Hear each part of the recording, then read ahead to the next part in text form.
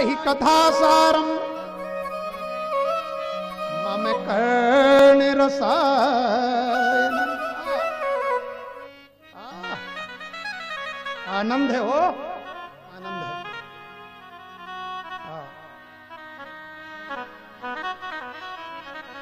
सौनक ने हाथ जोड़ा और कहा, प्रभु आप जब जब आते हो कुछ सुनाते हो, आज भी कुछ सुनाओ, सुनाओ कुछ। सूत जी ने कहा, क्या सुनना चाहते हो बताओ। श्रोता के मन का होना चाहिए ना, ये तो श्रोता की इच्छा हुई थी तब भागवत हो रही है। वक्ता वही कहता है जो श्रोता सुनना चाहता है।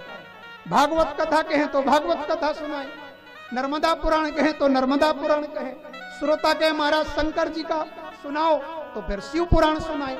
तो कथा श्रोता के हिसाब से होती है, वक्ता के हिसाब से नहीं होती। वक्ता तो वही कहेगा जो श्रोता चाहेगा।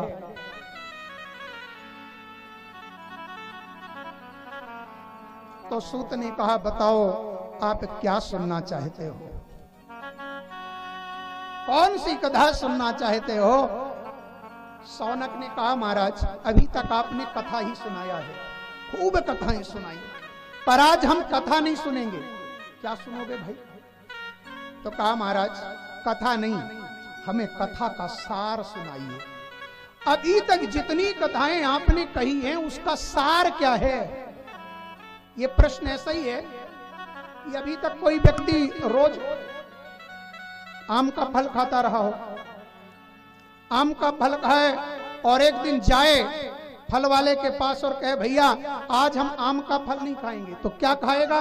तो बोले, आज हम आम का रस पिएंगे। अब आप कहोगे, महाराज आम के रस में और आम के फल में क्या अंतर है। वो फल का ही तो रस है, अंतर है। जब आप फल खाते हो, आम का फल खाओगे तो क्या करोगे, पूरा खा जाओगे, पूरा खा जाओगे नहीं। अरे उसके छिलके को फेंकोगे, उसके अंदर गुठली होती उसको भी फेंकोगे, पूरा ही थोड़ी खा जाओगे ऐसे। तो आम में छिलका और गुठली फेंकने वाली चीजें हैं और उसके रस को पाओगे।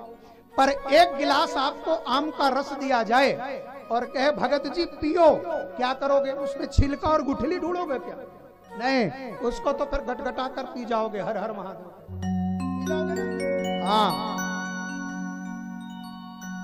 तो सूत जी को सौनक ने कहा, महाराज अभी तक आपने बहुत सी कथाएं सुनाई, आपकी कथाओं में कई ऐसी चीजें छिलका और गुठली जैसी हैं, लेकिन हमें सार सुनाओ। बिल्कुल जैसे जूस जो रस होता है ना, रस से एक बूंद भी हम नहीं फेंक सकते, सब ग्रहण करने योग्य है। ऐसी कथा का सार सुनाओ जो जिसमें कुछ ऐसा ना हो कि जिसको छिलका और गुठली माना जाए। कथा का सार सुनना है। क्या कहते हैं वो सौनक आदि संत, कथा कहिए न अब स्वामी। तो सौनक ने कहा, कथा कहिए न अब स्वामी, कथा का सार अब कहिए, कथा कहिए न अब स्वामी, कथा का सार अब कहिए। हरे कल की सकल बाधा वही उपाय अब कहिए। प्रभु हरे कल की सकल बाधा, इह घोरे कलौ प्रायो जीवश्चाश्रुतांगताः क्लेशाक्रांतस्य तस्यैव शोधने किं परायणम। ये कलयुग के प्राणी बड़े पापाचार में लिप्त हैं, इनका उद्धार कैसे हो, वो कथा का सार कहो, वो कथा कहो। और इतना ही नहीं, तीसरी बात एक और कही, कृष्ण प्राप्ति कर्म शश्वत साधनम तद्वदाधुना। जिस कथा को सुन लेने से भगवान हृदय में विराजमान हो जाएं, और विराजमान कैसे हो, एक बार आ जाएं तो फिर कभी ना जाएं, एक बार आ जाएं तो फिर कभी ना जाएं। शश्वत साधनम, हमेशा के लिए भगवान आ जाएं, ऐसा कोई साधन कहो। क्या कहा, कथा कहिए न अब स्वामी, कथा का सार अब कहिए। हरे कल की सकल बाधा वही उपाय अब कहिए। बसे हरि जी सदा जी में लगे कानों को जो प्यारी। बसे हरि जी सदा जी में लगे कानों को जो प्यारी। कथा रस हो सुघर ऐसी, कथा रस हो सुघर ऐसी। मुकेशानंद मन रहिए, कथा रस हो सुघर ऐसी। मुकेशानंद मन रहिए, कथा कहिए नयब स्वामी। तो क्या कहूं, कथा का सार अब कहिए। प्रभु कथा बता नहीं सुननी, खूब कथा सुननी हो। अभी तक 17 पुराण कथा ही तो थे, अब कथा का सार सुनाइए। आज तक जो आपने सुनाया है उसका सार सुनाइए। सार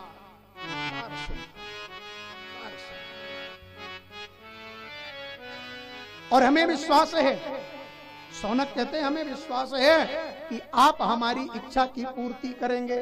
हमारे मन में जो जिज्ञासा है उसकी पूर्ति आप करोगे। क्यों? चिंता मणिर्लोक सुखम सुरद्रोह स्वर्ग संपदम प्रयक्षति गुरु प्रीतो वैकुंठम योगी दुर्लभम। जिस पर गुरु जी की कृपा हो जाए उसे सब कुछ मिल जाता है। आप हमारे गुरु हो।